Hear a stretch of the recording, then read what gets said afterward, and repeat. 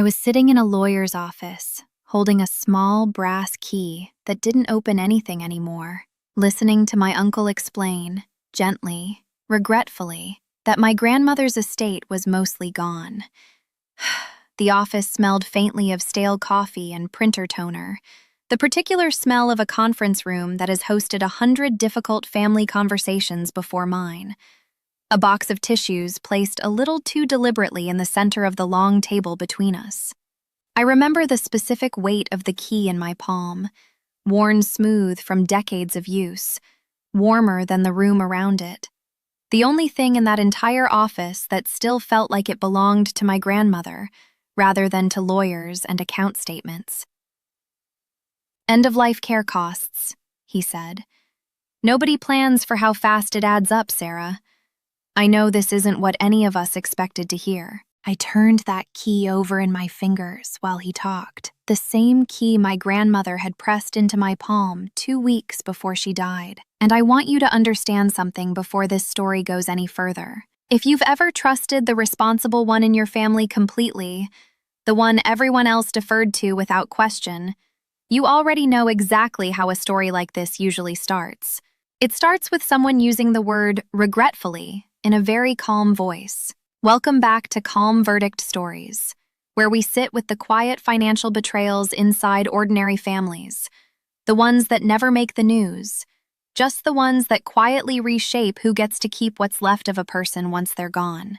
If you're new here, tell me in the comments where you're watching from tonight, and if you've ever been the one who showed up while someone else quietly counted the money, you already know why I'm telling you this one. Stay with me through this one, because the version of this story I understood 6 months ago is not the version I understand now, and I think the gap between those two versions is exactly the part worth hearing. I've told pieces of this story to a few close friends over the last year, and the reaction is almost always the same. A kind of disbelieving pause followed by, "Wait, your own uncle did that?" I understand that reaction completely, because I had roughly the same one myself, standing in that lawyer's office holding a key that no longer opened anything, listening to a man I'd trusted my entire life explain away money that had simply, quietly, stopped being there. My name is Sarah Kowalski. I'm 37 years old, a high school history teacher, and for the last decade of her life, I was the one who actually showed up for my grandmother, Helen. I should tell you what showing up actually looked like, because it matters enormously for understanding everything that happened after she died. I drove up to the lake house almost every weekend for years, first just for visits, then, as her health declined, for something closer to full caregiving. I managed her medication schedule. I sat through her cardiologist appointments and asked the follow-up questions she was too tired to ask herself. I was the one who knew, plainly and specifically, what she wanted for the end of her life, because she told me, directly, sitting on the dock behind that lake house on 100 different quiet evenings. I remember one particular evening, maybe 3 years before she died, when she was still strong enough to walk down to the dock herself, telling me over coffee that she'd rather die in that house than in any hospital in the state, and that she trusted me, specifically, to make sure that happened, because I was the only one who ever actually asked her what she wanted, instead of telling her what was easiest for everyone else. I promised her I would. I kept that promise. 11 days of hospice care right there in her own bedroom, holding her hand through the parts nobody warns you are coming. I learned to manage 7 different medications on staggered schedules, learned to recognize the specific look on her face that meant a bad day was coming before she said a single word about it, learned to drive the 40 minutes up to the lake house so often that my own car seemed to find the exit ramp without my hands doing much of the steering. There was a particular Sunday routine we fell into during her last 2 years. Coffee on the dock at 8 if the weather allowed it, her medications laid out on a small tray I'd bought specifically for that purpose, organized by time of day in a pill box I refilled every single week without fail. She used to tease me, gently, about how seriously I took the pill box, calling me her own personal pharmacist, and I used to tell her that somebody needed to take it seriously, since she certainly wasn't going to. It became, over those 2 years, one of our small private jokes, the kind of routine that seems utterly unremarkable while you're living inside it, and becomes almost unbearably precious once it's gone. None of that ever showed up on any bank statement. None of it was the kind of contribution a courtroom later cared about weighing against dollar figures. It was just what showing up actually looked like, day after day, for the better part of a decade. My Uncle Frank, my grandmother's only son, lived 2 hours away and visited considerably less often, but he had always been, in the family's shared understanding, the responsible one.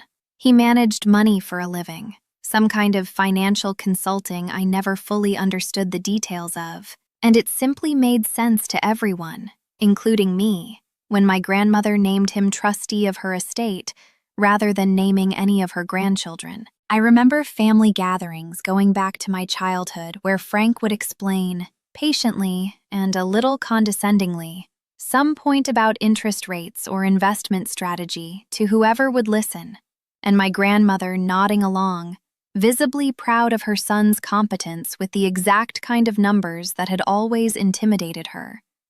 She used to tell people, at holidays, that she never worried about money because Frank had it handled. The specific pride in her voice unmistakable, the pride of a mother who believed she'd raised someone she could fully rely on.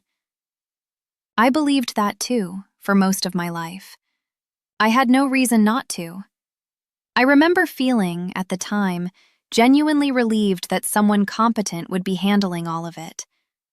I want you to sit with that feeling for a second, because it's exactly the feeling this story is about. 2 weeks before she died, my grandmother pressed a small brass key into my hand. It was the key to the boathouse down at the lake property, a squat little wooden structure where she'd kept canoes and old fishing gear for as long as I'd been alive. I remember the exact weight of it in my palm, worn smooth from decades of handling. Warmer than I expected because she'd been holding it herself for a while before I arrived that afternoon, working up to whatever she wanted to say. She was propped up against 3 pillows by then, thinner than I ever let myself fully absorb at the time. Her voice thin but entirely clear in that particular way people sometimes get right before the end, like the fog finally lifts for one last honest conversation. "This one's always been yours," she told me. "Whatever happens with the rest of it, that boathouse and everything around it is yours. I've made sure of it." I asked her, gently, what she meant by "made sure," whether there was paperwork I should know about, whether Frank knew about this specific arrangement. She waved the question away with the particular impatience of someone who no longer had energy to spare on things she considered already settled. "Frank knows what he needs to know," she said. "You just hold on to that key. Some things in this family need to stay simple." I think back on that sentence often now, wondering exactly how much she suspected, in her own quiet way, about the son she'd spent her whole life trusting completely. I don't think she knew the specific shape of what he'd already started doing by then. But some things in this family need to stay simple suggests, at least to me now, a woman who understood on some instinctive level that not everything could be left to the same kind of trust she'd extended her whole life without question. I didn't know yet that a small brass key would end up mattering more to me than any number written on any bank statement. I just held it and thanked her and thought, foolishly, that whatever she'd made sure of would simply happen the way she intended, because that's generally how these things are supposed to work when you trust the people involved. My grandmother died 11 days later, peacefully at the lake house, with me sitting beside her bed. I want to be honest that grief, in those first few weeks, took up so much room in me that I barely thought about money at all. Those 11 days blur together now into a single long stretch of low lamplight and quiet monitors and the particular exhaustion of sitting vigil. but a few moments stayed sharp. I remember her asking, on maybe the fourth or fifth day, whether Frank had been by yet that week, a small flicker of hope in her voice that I didn't fully understand at the time, and telling her, honestly, that he'd called but hadn't visited, watching something in her face settle into a disappointment she was too tired to fully express. I remember, on the last day, her hand finding mine without her eyes even opening, the specific grip of someone who still knew exactly who was in the room with her, even as everything else faded. The estate was, by every account I'd ever half overheard growing up, substantial.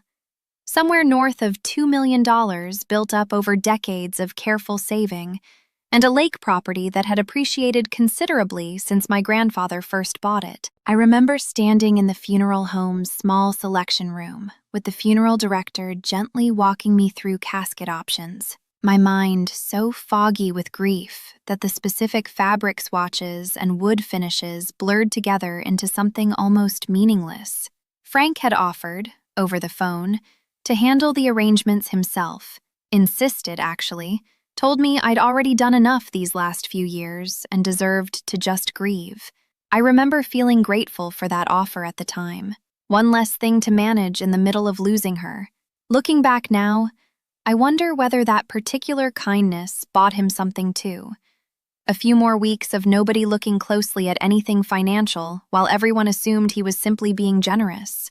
But sitting in the funeral home picking out a casket, none of that felt real or relevant.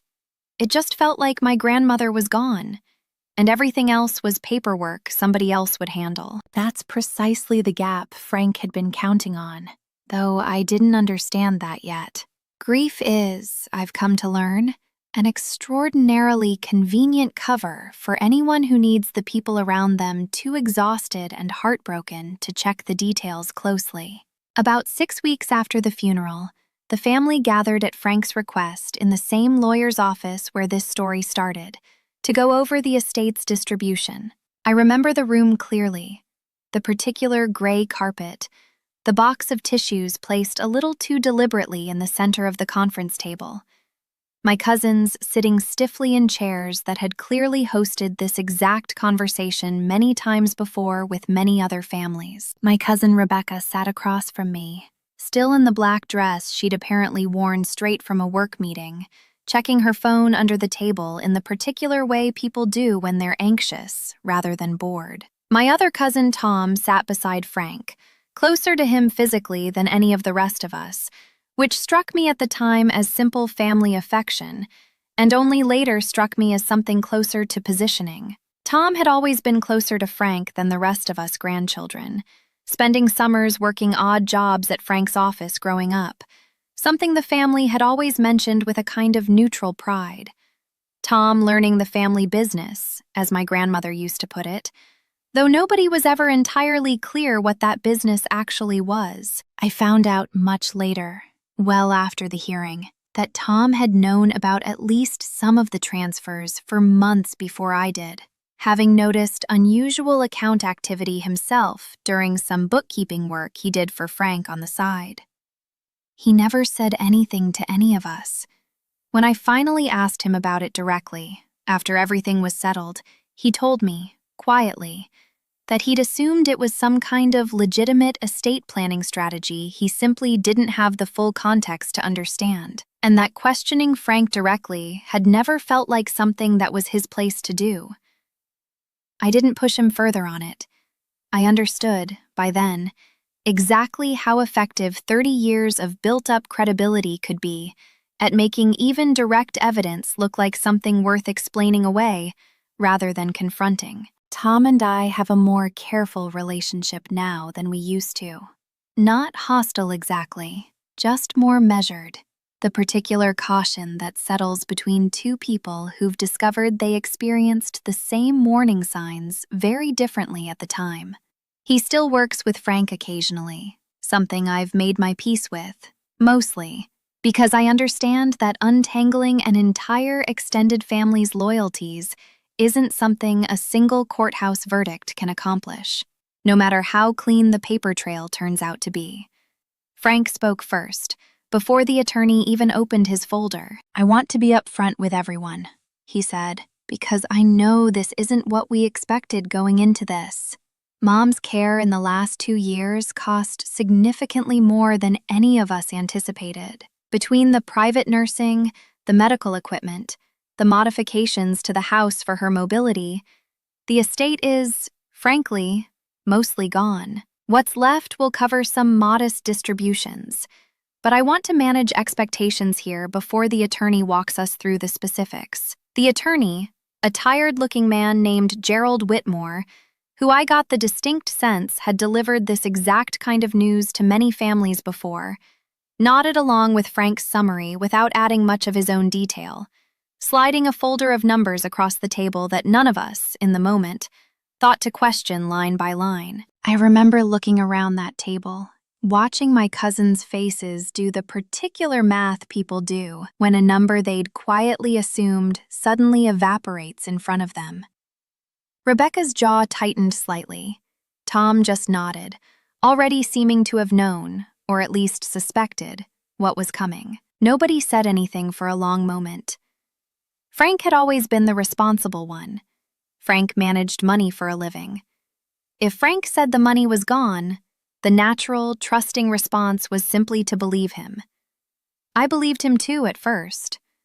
I want to be honest about that because it matters for understanding how this unfolded. I nodded along with everyone else in that conference room, filed away a quiet disappointment about the reduced distribution, and told myself that care costs really do add up faster than anyone expects, that Frank wouldn't lie about something like this, that grief was making everything feel unfair regardless of the actual numbers. Rebecca caught up with me in the parking lot afterward, still visibly rattled.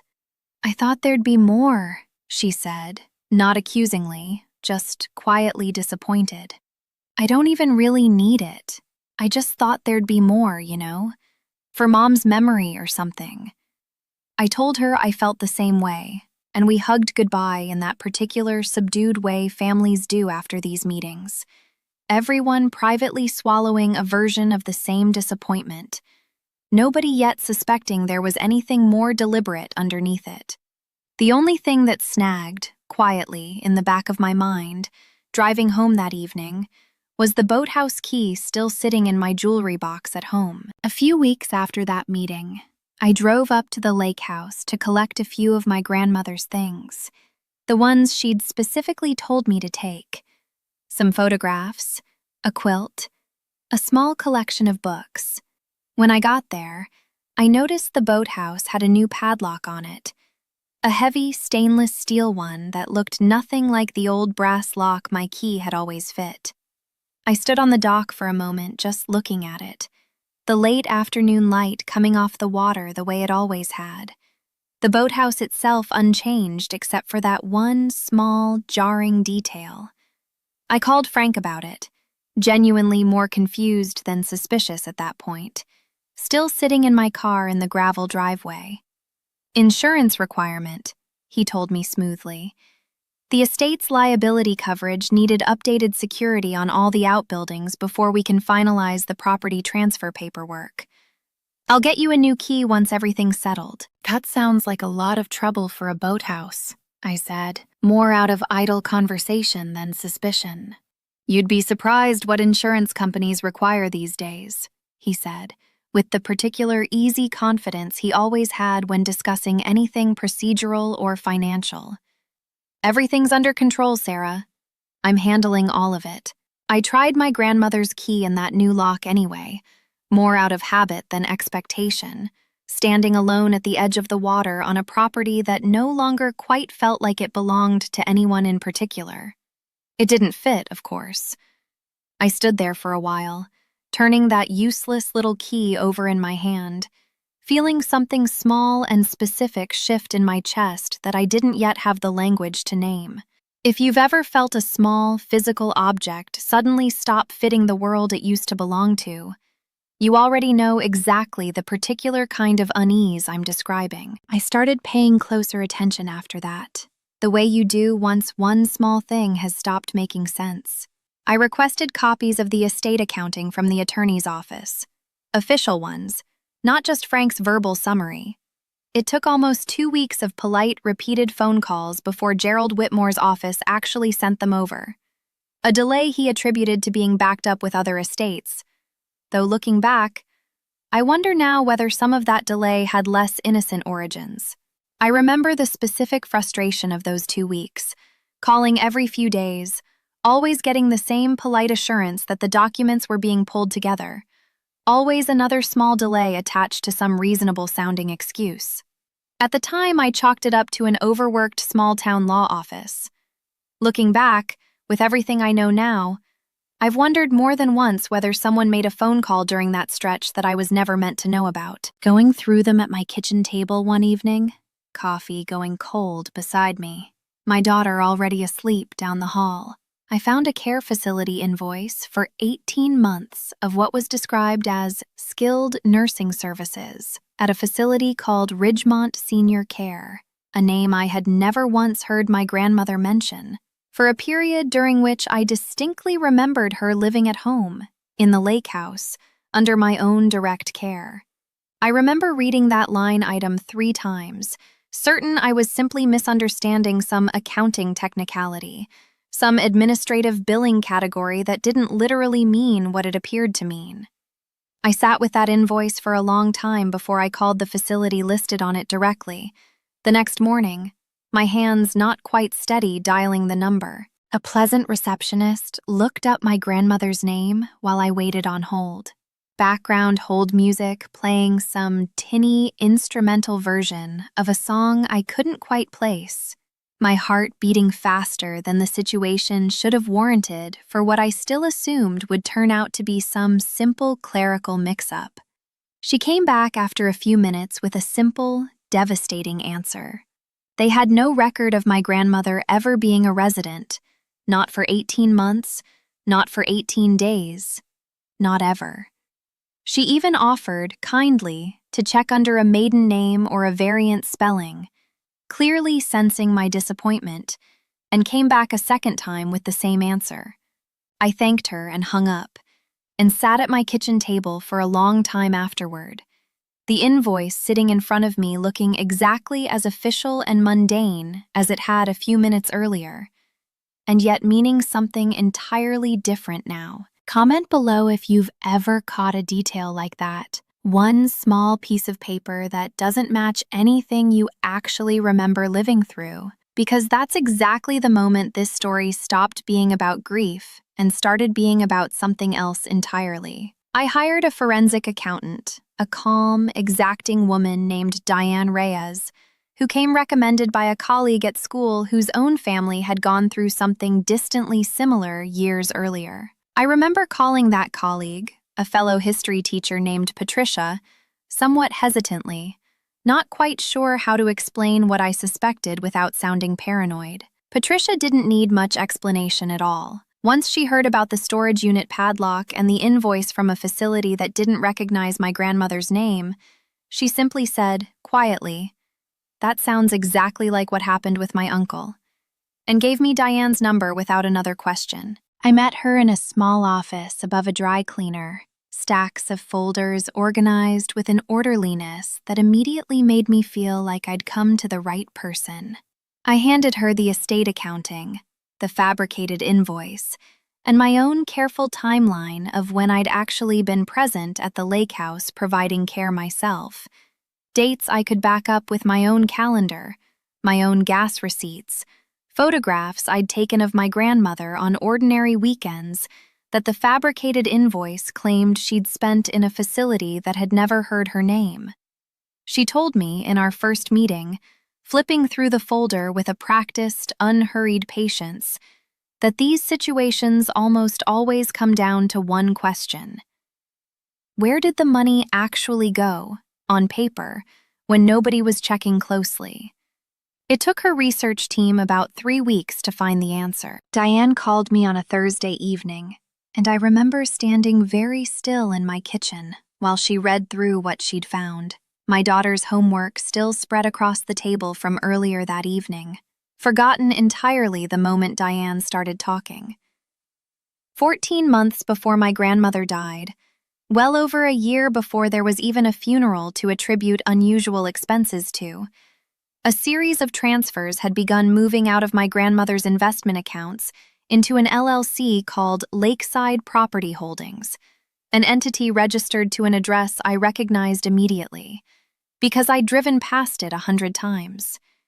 It was a self-storage facility 2 towns over from Frank's house. I asked Diane to repeat the address twice, some part of me hoping I'd misheard it the first time, hoping it might belong to some unrelated business, rather than the exact storage facility I remembered Frank mentioning once, years earlier, at some forgotten holiday dinner, as somewhere he kept old furniture from a previous move.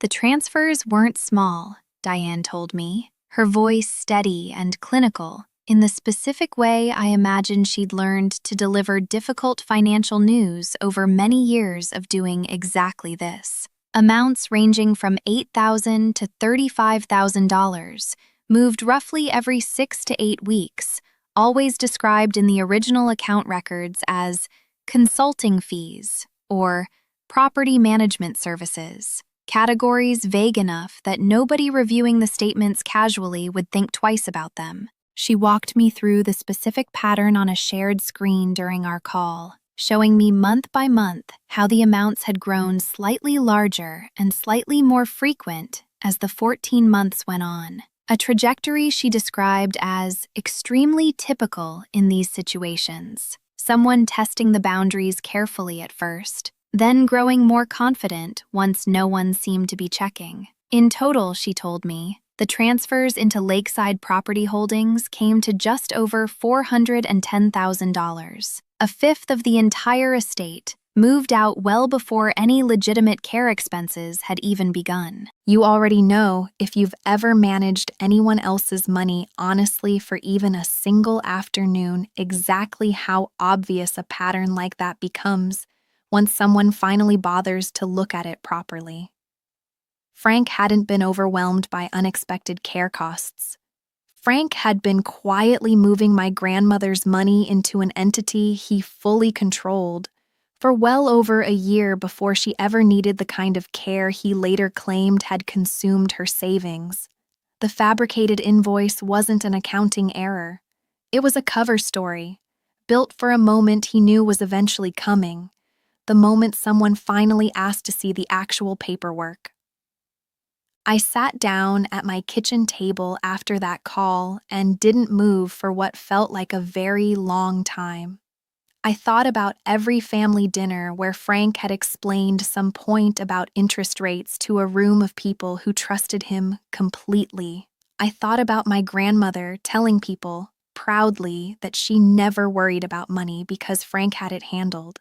I thought about the fact that he'd started moving that money while she was still alive, still lucid, still trusting him with every decision about her own finances, more than a year before any legitimate care crisis had even begun. I confronted him privately in a coffee shop halfway between our 2 houses because I needed a public enough space to keep the conversation civil and a private enough one that I wasn't performing this for an audience. He was already seated when I arrived, 2 coffees on the table, his in a paper cup he'd clearly been nursing for a while, mine untouched, still steaming, a small, almost domestic gesture that struck me as strange given what I was about to say to him. The coffee shop was mostly empty at that hour, just an older couple reading separate sections of a newspaper near the window and a barista wiping down the espresso machine. Ordinary Tuesday afternoon quiet completely at odds with what was about to happen at our small corner table. I laid the transfer records on the table between us without much preamble, sliding the printed pages across so he'd have to actually look at them rather than simply hear me describe them. 14 months, Frank. Before Grandma ever needed the kind of care you told the whole family ate through her savings. He picked up the pages slowly, scanning them with an expression I couldn't quite read. somewhere between genuine surprise and the practiced composure of someone who'd rehearsed a version of this conversation many times in his head without ever quite believing it would actually happen. I was protecting the family's liquidity, he told me, his voice careful, reasonable, the exact tone he used in every family conversation I'd ever watched him navigate. Mom's care situation was genuinely uncertain in those years, Sarah. I made conservative decisions to make sure there'd be resources available no matter what happened. I never took anything that wasn't going to eventually come back to the estate. An LLC registered to your storage unit isn't a conservative decision, I told him. That's not liquidity management. That's a shell company. You're twisting years of careful planning into something ugly, he said, his voice rising slightly for the first time in the conversation. I've managed this family's money responsibly since before you could balance a checkbook, Sarah. I don't appreciate being treated like a criminal over decisions I made in good faith during an incredibly difficult time. Show me one document, I said, keeping my own voice level. One where Lakeside Property Holdings did anything resembling actual property management. One invoice, one service performed. He didn't have an answer for that. He looked down at his coffee cup instead, turning it slightly on the table, and I watched him search, visibly, for some version of the explanation that had worked on every other member of our family for the last 6 weeks. It didn't come. I left that coffee shop more unsettled than I'd been walking in because the day before I'd only lost an inheritance I was disappointed about. That morning, I understood I'd also lost whatever remaining trust I'd had in a man I'd spent my entire life quietly deferring to as the responsible one. The extended family's response, when I finally brought this to them, was not what I expected either.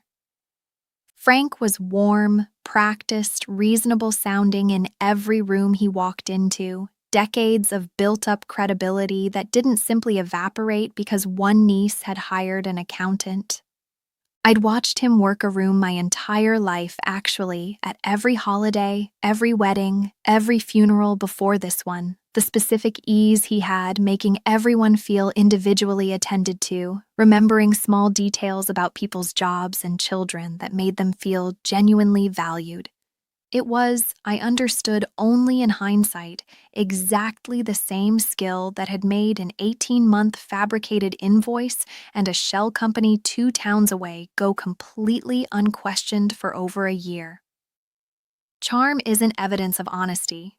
I had simply never needed to learn that distinction before, not from someone this close to me. I called a family meeting of my own, at my house this time, laying out what Diane had found for my aunt, my cousins, anyone willing to listen. My Aunt Carol, Frank's sister, sat at my kitchen table with her arms crossed for most of the conversation, visibly uncomfortable with the entire premise. I just find it hard to believe, she said, after I'd walked through the transfer dates and the storage facility address. Frank has managed money for this family for 30 years, Sarah. He just buried his own mother. Are you sure you're not looking for someone to blame right now because losing her hurts? That question landed harder than I expected it to because some small part of me had been quietly asking myself the same thing for weeks. I told her, as calmly as I could, that grief and forensic accounting weren't actually in competition with each other, that a documented pattern of transfers predating any legitimate care crisis by over a year wasn't something grief had invented. She sat with that for a moment, arms still crossed, clearly turning something over in her own mind before she spoke again. Even if what you're saying is true, she said, quieter now, do you understand what you're asking this family to do? Choose between 2 people we love. I don't think I can do that right now, Sarah. I just buried my little brother's mother too, in a sense. I need some time. I told her I understood and that I wasn't asking her to choose anything that day, just to look at the actual documents when she felt ready to. She nodded, still unconvinced, but at least willing to leave the door open, which was more than I'd expected walking into that conversation. My cousin Rebecca, who'd stood beside me in that parking lot months earlier sharing quiet disappointment about the reduced distribution, was more willing to listen, but even she hesitated. "I want to believe you," she told me privately afterward in my driveway. "I just don't want to be the reason this family falls apart over money, you know? Grandma would have hated that." I told her I understood completely, and that I didn't want that either, but that I also didn't think honoring my grandmother's memory meant pretending her trust hadn't been quietly betrayed for over a year before she even died. Frank offered me a settlement during that same stretch, a modest lump sum, framed generously as an early distribution to smooth things over, quietly contingent on my dropping the forensic investigation and simply accepting the original accounting as final. He called me himself, his voice warm again, conciliatory, the version of him that had always been so easy to trust. "I don't want this tearing the family apart, Sarah," he said. "I'll authorize an additional distribution to you directly above what was in the original accounting, if we can just put this whole investigation behind us. I think that's fair to everyone, and it lets us all move forward." "What would that number actually be?" I asked him, curious despite myself what price he'd put on the whole thing quietly disappearing. "We could talk specifics," he said, carefully vague in the exact way I'd have recognized as a warning sign if I'd been paying closer attention to that particular tone years earlier. "Something that reflects what you and your family have been through. I just want us all to be able to move forward together." I told him I needed time to think about it, which was true, and hung up feeling more unsettled by his warmth than I had by any of his earlier defensiveness. I want to be honest that there was a stretch of about 2 weeks where I nearly took him up on it. Family gatherings would have stayed comfortable. My aunt wouldn't have had to keep looking at me like I was the one causing problems. Rebecca wouldn't have had to worry about the family falling apart over money. It would have been so much easier, in every visible way, to simply take the settlement and let the rest of it stay quietly buried alongside my grandmother. I actually drafted an email accepting his offer one evening, sitting at my kitchen table with the cursor blinking in the send field for longer than I want to admit. I wrote out a whole paragraph thanking him for the additional distribution, framing it in my own head as the mature, family-first choice, the choice that prioritized peace over principle. I read it over twice, my finger actually hovering above the trackpad, some part of me already composing the relieved phone call I'd make to my aunt afterward, telling her everything had been smoothed over, that we could all just move forward now. What stopped me was my daughter Maya, who was 10 at the time, walking into the kitchen that same evening while I was staring at that unfinished email, holding the little brass key I'd left sitting on the counter, turning it over the way I had that day standing at the boathouse. "Are we ever going to go back to the lake house?" she asked. "I liked the boathouse. Can we still go there?" I looked at her holding that key, and I understood, sitting at my own kitchen table, exactly what I'd actually be settling for if I took Frank's quiet offer. Not just money, the specific physical place my grandmother had explicitly set aside for the next generation, traded away for the comfort of an easier holiday season. I closed the email without sending it, and told Maya, honestly, that I didn't know yet, but that I was working on making sure the answer was yes. I told Diane to proceed with the full forensic report. The hearing took place in a county courthouse about 4 months later, unglamorous, mostly paperwork, exactly as unremarkable as these proceedings apparently always are. I sat beside Diane and my own attorney at a long table, a binder of exhibits stacked in front of us, my hands folded tightly in my lap. The courtroom itself was smaller and plainer than I'd expected, Fluorescent lighting, a worn carpet, a clock on the wall ticking loudly enough during the quiet stretches that I found myself watching it more than I meant to. Diane had warned me beforehand not to expect anything dramatic, that these hearings mostly consist of careful, methodical paperwork rather than the kind of tense cross-examination you see in courtroom dramas. And she was right. It somehow made the whole thing feel more serious, not less. The plain, unhurried professionalism of a system simply doing its job. Frank arrived with his own attorney, composed, dressed carefully, the same practiced reasonableness he'd carried into every room throughout this entire process. My Aunt Carol sat in the gallery, having finally, quietly, come around after seeing Diane's full written report a few weeks earlier, though she still wouldn't quite meet my eyes that morning. The judge opened proceedings by asking Frank's attorney to summarize his client's position on the transfers in question. He argued, much as Frank had argued to me personally, that the transfers represented legitimate estate planning and liquidity management undertaken during a period of genuine uncertainty about future care costs. Diane presented the transfer records methodically, the 14-month timeline laid out on a printed exhibit, the LLC's registration documents projected on a small screen at the front of the room, the storage facility address cross-referenced against Frank's own personal records. She held up the fabricated care invoice beside a signed letter from Ridgemont Senior Care's administrator, stating plainly that no patient by my grandmother's name had ever been admitted to their facility, not for the 18 months claimed, not for a single day.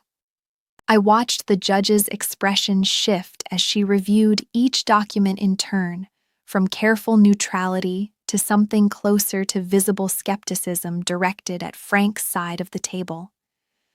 Frank's attorney tried to frame the transfers as legitimate estate planning, arguing that the storage facility address was coincidental, that Lakeside Property Holdings had performed genuine, if informally documented services related to the lake property itself.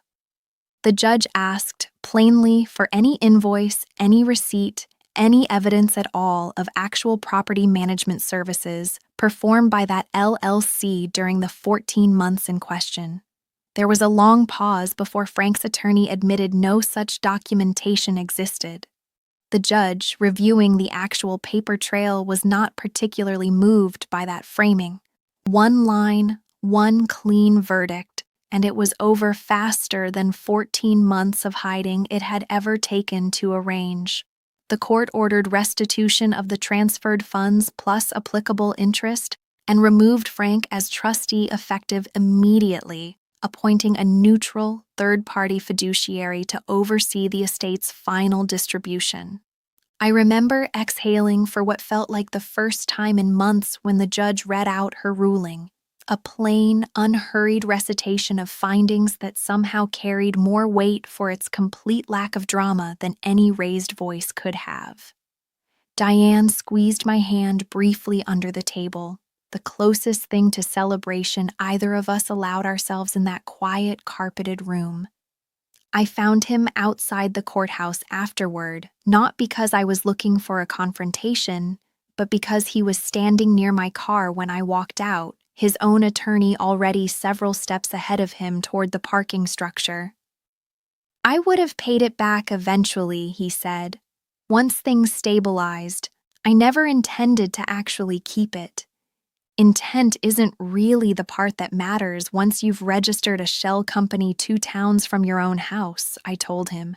"You had 14 months to simply tell the truth, Frank. You chose an invoice for a facility that never admitted her instead."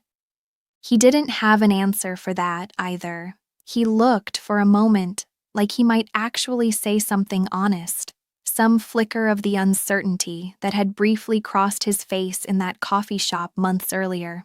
It didn't come. He got in his car and left, and that was, as it turned out, the last real conversation we've had. I kept the lake house. I had the boathouse's lock replaced back to something my grandmother's original key could have opened, if that key had still been the right size for a modern lock, which of course it wasn't. So instead, I did something smaller and I think more honest. I had a locksmith cut an entirely new key from that same original brass, keeping the old one as a keepsake and using the new one for the restored door. I remember standing at the counter of that little locksmith shop, watching the machine grind a fresh key from the old brass blank, feeling a strange, specific relief watching something small and physical finally get put right, even while so much of the rest of it, Frank's half-hearted parking lot excuse, my aunt's lingering discomfort, would never quite resolve as cleanly.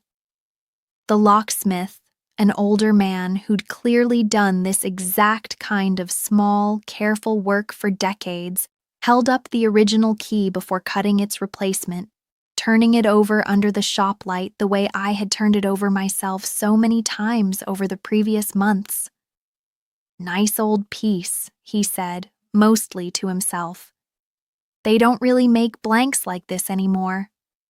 I told him it had belonged to my grandmother, and he nodded, the way people do when they sense there's more to a story than they need to ask about, and got to work without another word.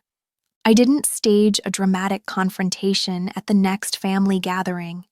I simply didn't invite Frank, and nobody at that gathering asked me to reconsider, which told me something quiet and useful about how much of the family had actually seen the forensic report once it existed in writing rather than as an accusation floating between relatives. It was a smaller gathering than usual that first year. Fewer people at the table, a noticeable absence in the empty chair nobody mentioned directly.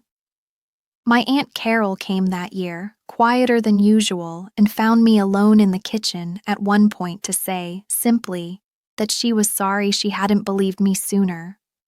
"I appreciate you saying that," I told her. "I know it wasn't an easy thing to hear about your own brother."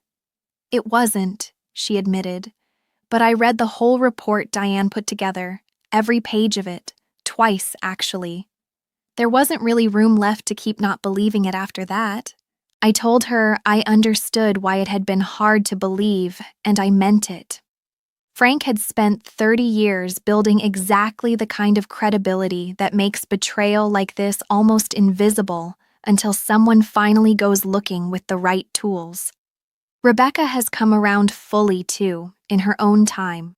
She helped me pack up a box of our grandmother's old photographs a few months after the hearing, sitting on my living room floor, sorting through decades of holiday pictures, Frank appearing younger and younger in each one as we worked backward through the stack. We spent most of an afternoon at it, sorting photographs into piles by decade, laughing more than I expected given everything that had happened, at Frank's terrible 70s haircut in one photo, at our grandmother's exact same amused expression appearing in picture after picture across 40 years, some things about a person apparently never changing no matter how much time passes around them. "I don't hate him," she told me at one point, holding up a photo of him as a teenager, arm around our grandmother at some long-forgotten birthday party. "I just don't understand how you go from being that kid to doing this." I told her I didn't fully understand it either and that I'd mostly stopped trying to. Maya used the new key herself the first time we went back up to the lake house after everything settled, standing on her toes to reach the boathouse door, turning it with the particular seriousness 10-year-olds bring to small, important tasks. I stood behind her on the dock, watching her get the door open on her own, canoes and old fishing gear exactly where they'd always been, sunlight coming through the small, dusty window the same way it had my whole childhood. She looked back at me once the door swung open, grinning with the specific pride of a kid who's just accomplished something that felt bigger than it actually was, and asked if we could take the old canoe out before dinner. I told her of course we could, and stood there for a moment longer on the dock before following her in, just breathing in the particular smell of old wood and lake water that hadn't changed in 30 years. The one smell in the world most tied to every good memory I still had of my grandmother. I understood something my grandmother had probably always understood better than I had, watching my daughter push that door open.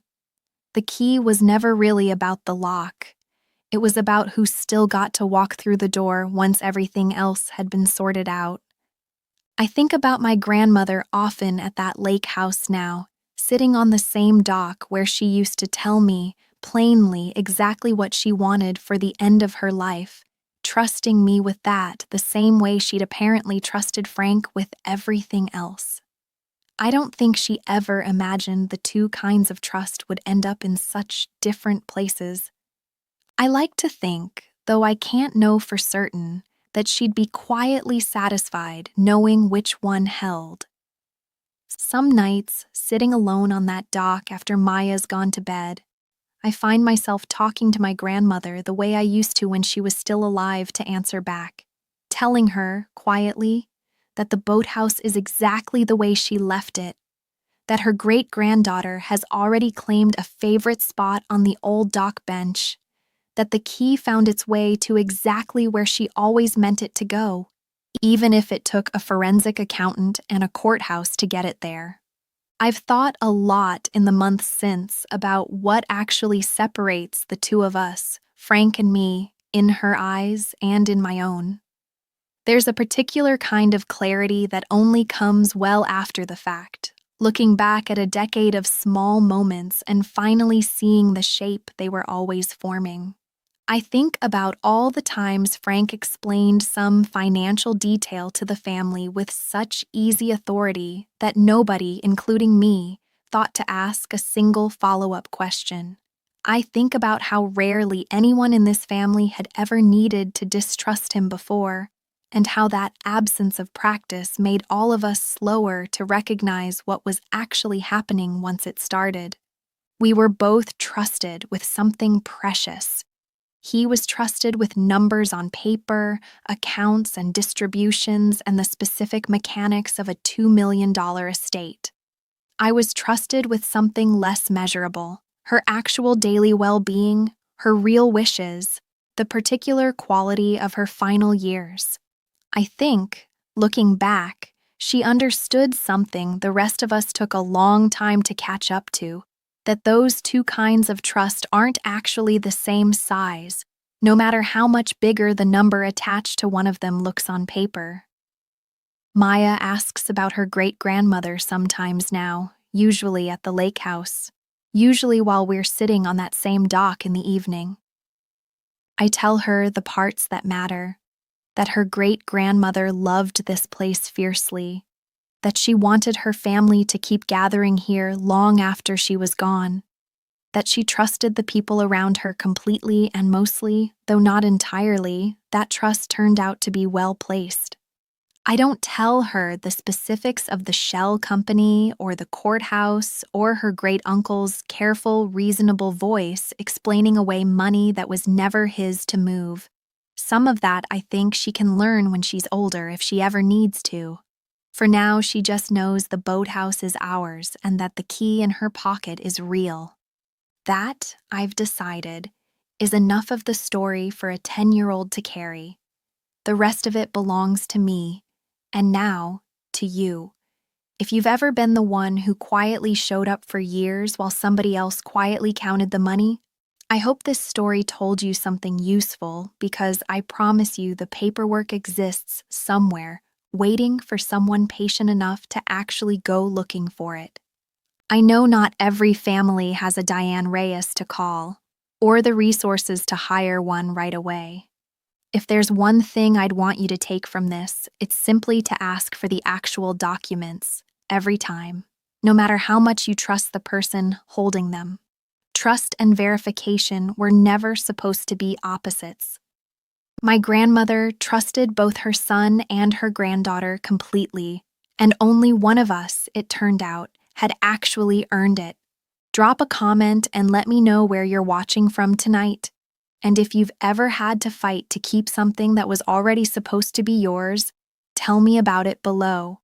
If this story meant something to you, subscribe to Calm Verdict Stories, because we've got a lot more of these quiet, true-to-life family reckonings coming, and I'd love to have you here for the next one.